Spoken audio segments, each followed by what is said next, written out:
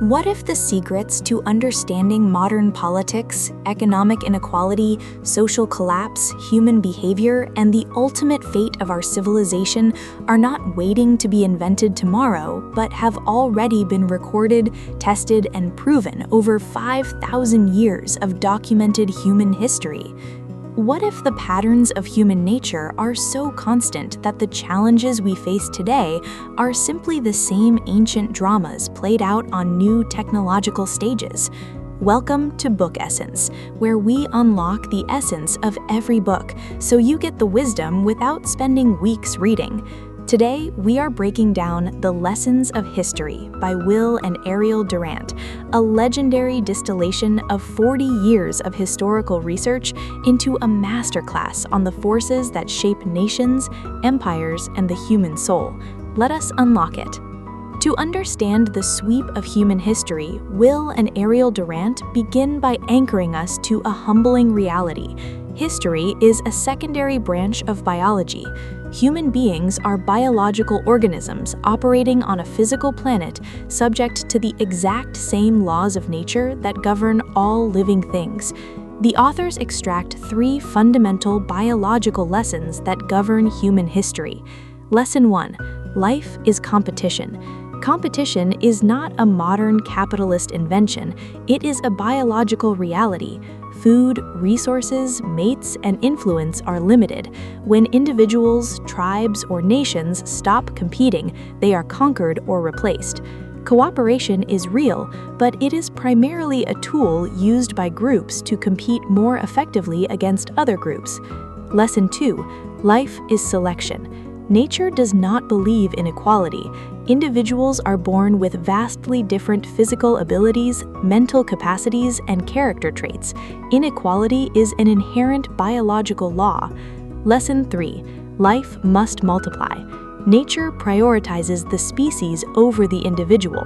When a population loses its reproductive vitality or refuses to raise the next generation, history shows that its culture and borders are eventually inherited by surrounding populations with higher birth rates. The Durants remind us that while technology, clothes, and political labels change over centuries, the basic biological drives of human nature remain completely unchanged. In this section, the Durants address a comforting modern delusion, the idea that human nature has somehow evolved or improved over time. Historical records prove that human instincts, aggression, greed, fear, sexual drive, and tribal loyalty are identical today to what they were in ancient Sumeria, Greece, or Rome. What changes over time is not human nature itself, but our means and technologies. Our tools become more sophisticated, but the underlying motives behind their use remain primitive.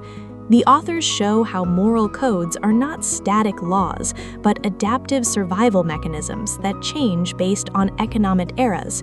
In the agricultural era, large families were economic assets. Hard work, early marriage, strict chastity, and obedience were essential virtues because the family was the unit of economic production. In the industrial era, individuals moved to cities, worked in factories, and became economically independent. Children became financial liabilities rather than assets. As a result, traditional marriage delayed, family sizes shrank, and sexual norms shifted dramatically. Morals change when economic realities shift. Sin is simply the survival instincts of a previous era carried over into an age where those instincts are no longer useful. History teaches us to judge past civilizations not by our modern standards, but by the survival demands of their time. One of the most prophetic and relevant sections in The Lessons of History is the Durants' analysis of economics and the distribution of wealth. The authors state a sweeping, unbroken historical law. The concentration of wealth is natural and inevitable. Because nature makes human beings unequal in talent, intelligence, energy, and ruthlessness, those with superior abilities or advantages naturally accumulate a disproportionate share of wealth. The more free a society is, the faster wealth concentrates, because freedom allows natural differences in ability to play out without restriction. However, when wealth concentration reaches a critical threshold, history shows that society enters a dangerous instability zone. At this peak, the vast majority at the bottom feel they have nothing left to lose. History resolves extreme wealth concentration in only two ways: voluntary redistribution through reform. Wise leaders step in and implement peaceful wealth redistribution through taxation, land reform, or social programs, as Solon did in ancient Athens or FDR did during the New Deal. Or violent redistribution through revolution. If the wealthy elite refuse to compromise, the majority eventually rises up and redistributes wealth through blood, chaos, and destruction, as seen in the French or Russian revolutions.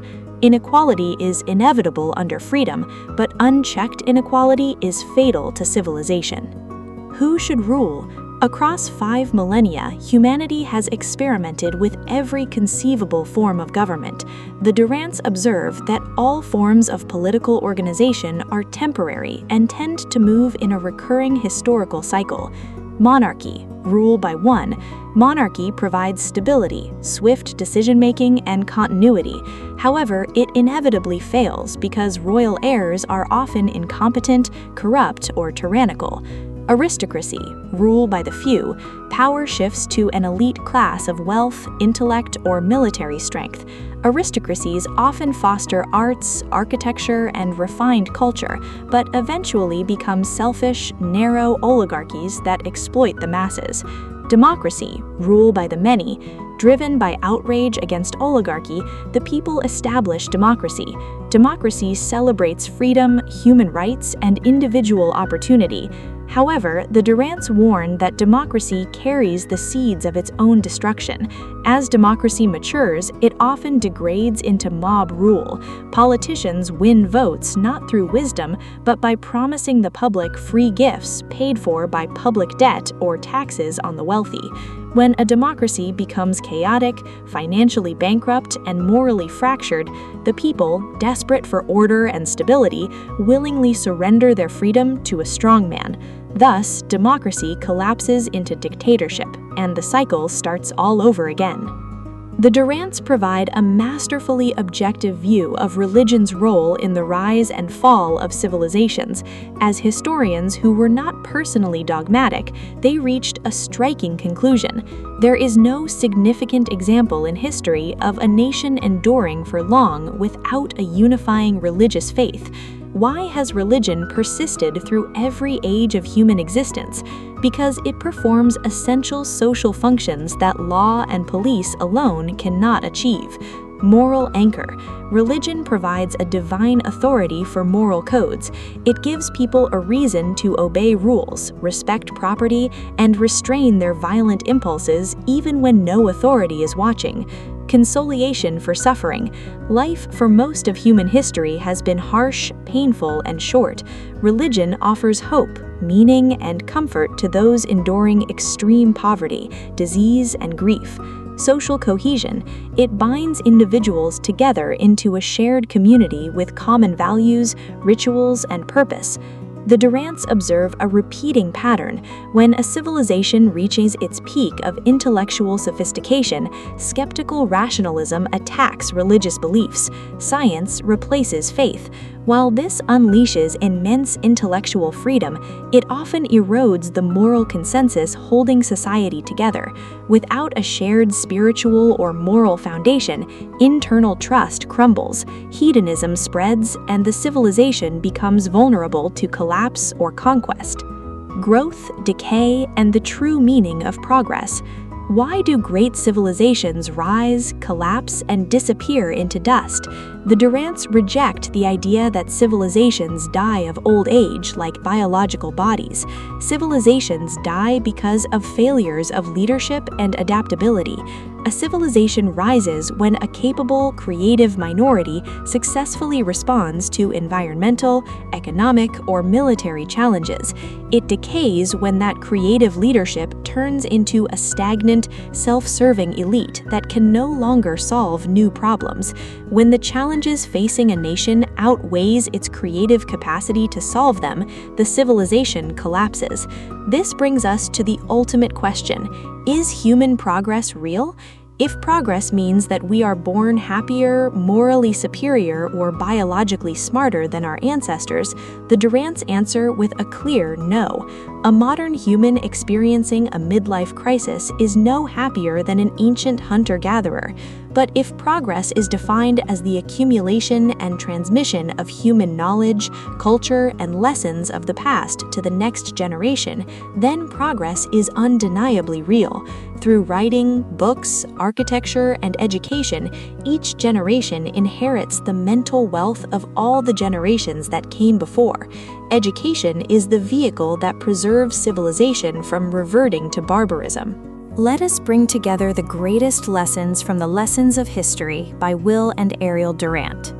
1. Human nature remains constant.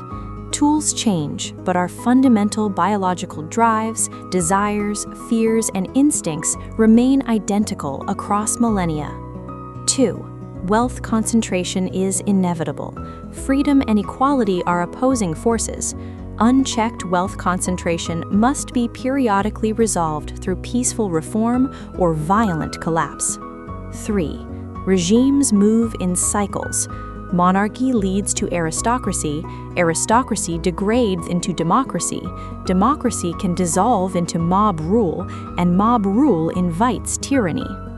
4. Morals are economic adaptations. Moral codes shift when the underlying economic structure of society changes. 5. Progress is the inheritance of wisdom. True human progress is our ability to preserve and pass down the accumulated knowledge, culture, and lessons of the past to the next generation.